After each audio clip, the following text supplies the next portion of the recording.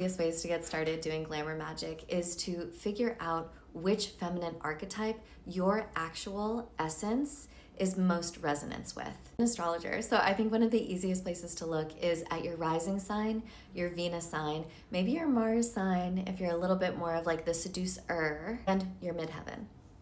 All of these are really powerful points.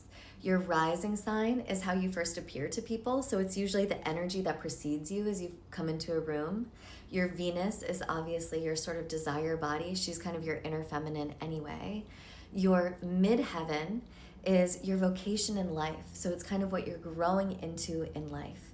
And so that might be a good glamour magic for your workplace, for your job, for things like that.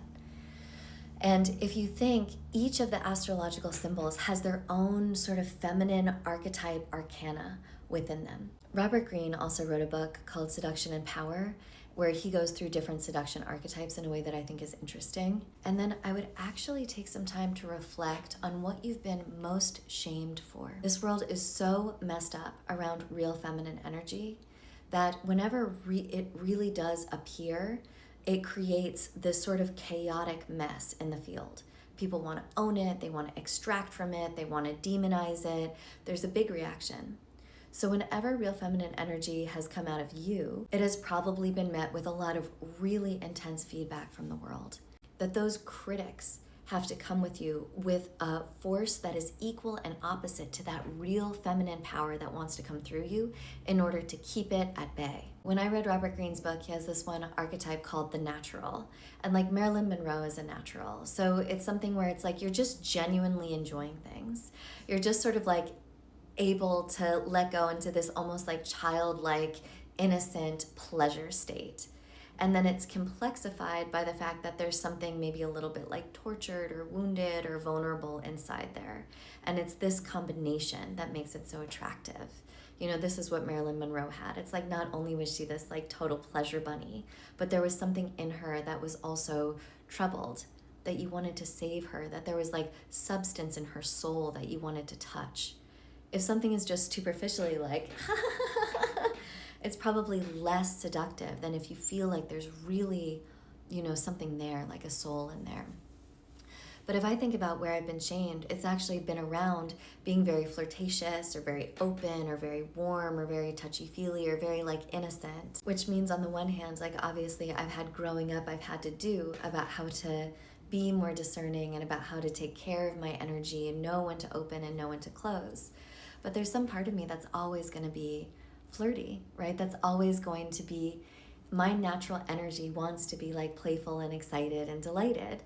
And so that's always what it is that's going to make my feminine energy come out. And then she's going to come out in that way. And so the other side of my work is, instead of collapsing in shame with it, to embrace it, that is you. And anytime you're doing anything that's actually feminine, it's going to be hugely polarizing. People are going to love or hate you, and they're going to either like really, really want it, or they're going to project all over it. And I was doing this with my friend, and she's gotten very opposite feedback for being like very cold and power hungry. And it's just that same trick of, instead of collapsing in the shame of like, oh, I'm cold and power hungry, thinking like, ooh, what feminine archetype is cold and power hungry? You know, like, who is this ice queen? And what is that if you really are the ice queen?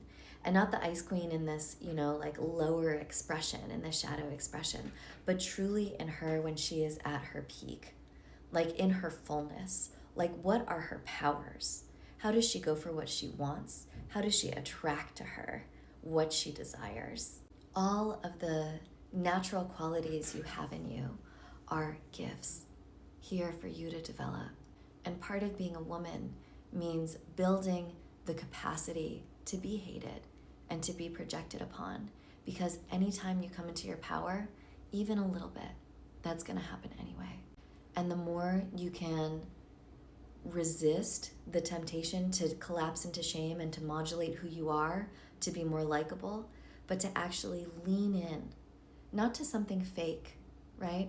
But lean in to surrendering to who you actually are, to this real power that wants to come through you, then the more you're doing some real fucking magic.